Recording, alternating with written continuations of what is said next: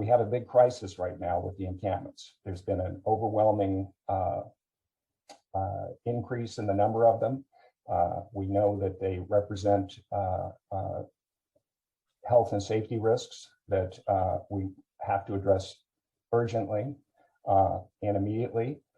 And we have, I think we have the political will, and I'm hoping the political courage at this point, where we can come together, cities, counties, our county, organizations, and really focus on outcomes that are going to be meaningful.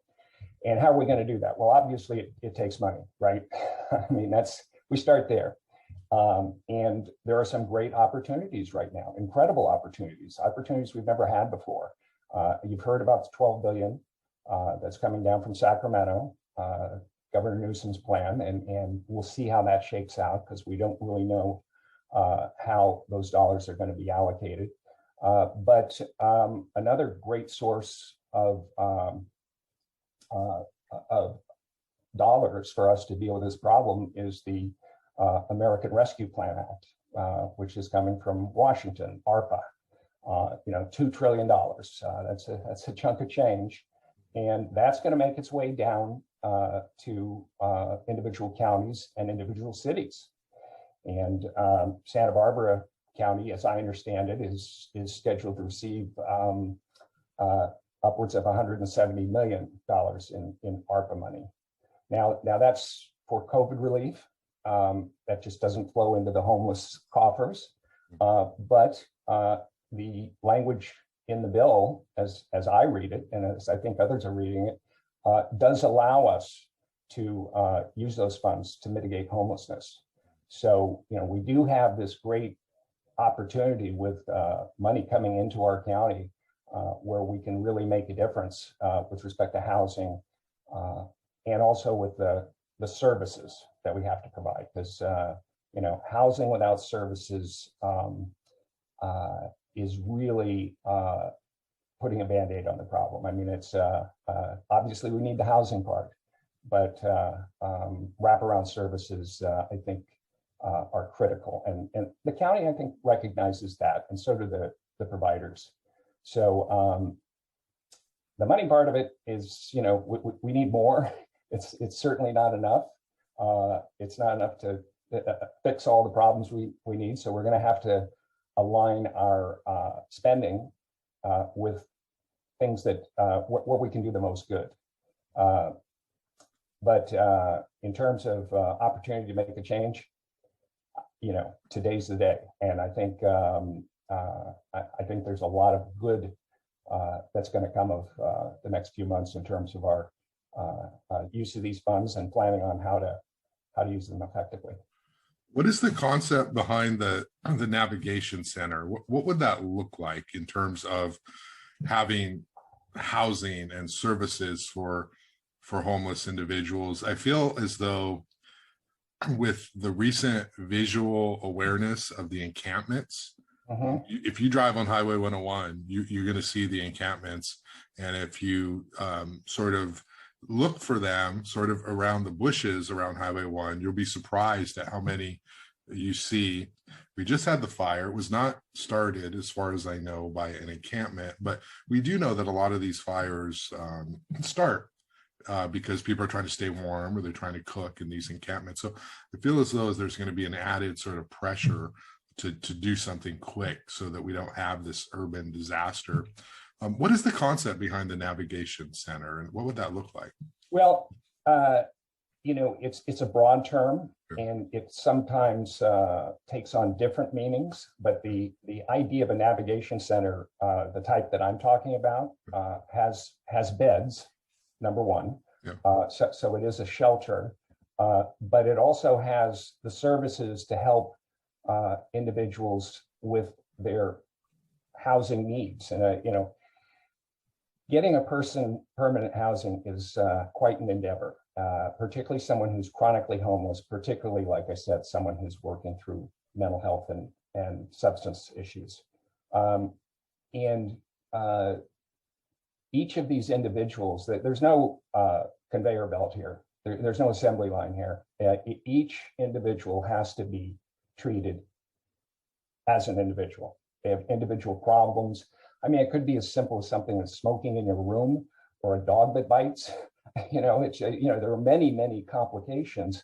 But when you add in serious mental health issues, things get really complicated in a hurry. So a navigation center is designed to identify and address the individual needs of people coming into the system and getting them that either, whether it's transitional housing, which is like bridge housing, shelter for the night, or ultimately, the big goal, permanent housing. Helps them navigate the system. And, it's another component of that is getting them what we call document ready, because obviously we want them to get the services and the benefits that are available to them. But that's paperwork, and so it's another piece of the puzzle that we have to get ready. So Navigation Center is really a place, at least what I envision is a shelter with a team. Behavioral wellness is involved. I think what they call a multidisciplinary team with social services, public defender.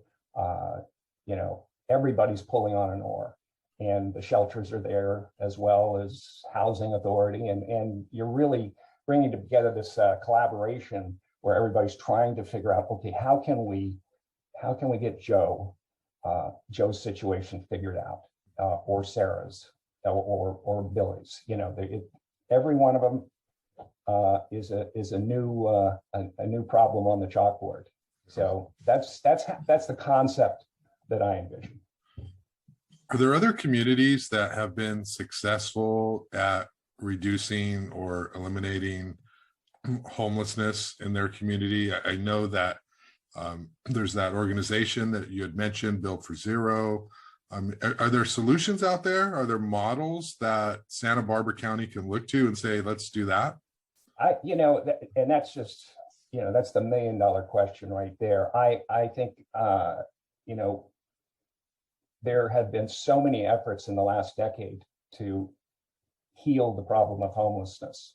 As you probably know, we had a 10-year plan to end homelessness that started back in 2006.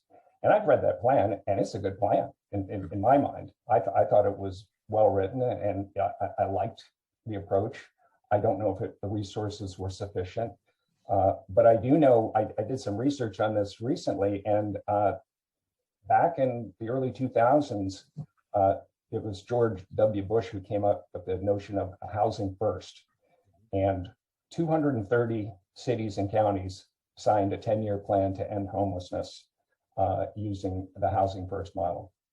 And since then, we've doubled our capacity. But unfortunately, none of those communities was successful in truly ending chronic homelessness. Mm-hmm. Not to say that they weren't great efforts and they weren't important efforts, and they made a difference. I'm not criticizing that they were not good things. They were, absolutely.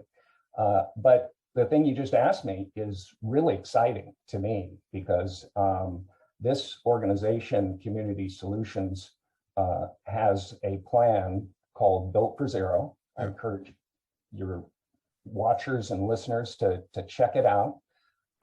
They have achieved something that is, to me, just mind-blowing, because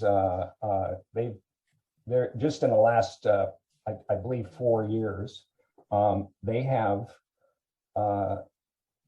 11 communities where they have ended veteran homelessness. They have 5 communities where they have ended chronic homelessness. And when I say communities, I'm talking about big communities like Rockford, Illinois. There's 600,000 people in that county. Bakersfield, California was one of them, one of our neighbors. And I've been talking to them about, how the heck did you guys do that? I mean, that's just like, it just seems so amazing. Yeah. Bergen County, New Jersey, Lancaster, Pennsylvania, Abilene, Texas, all ended chronic homelessness. And then there's 3 that ended both. Rockford, Bergen County, and Abilene ended both veteran homelessness and chronic homelessness. So, that seems to, they seem to be onto something, and they have a few little secrets to their method. Yeah. But I am 100% interested in, figuring out how we can incorporate those successes in Santa Barbara County. And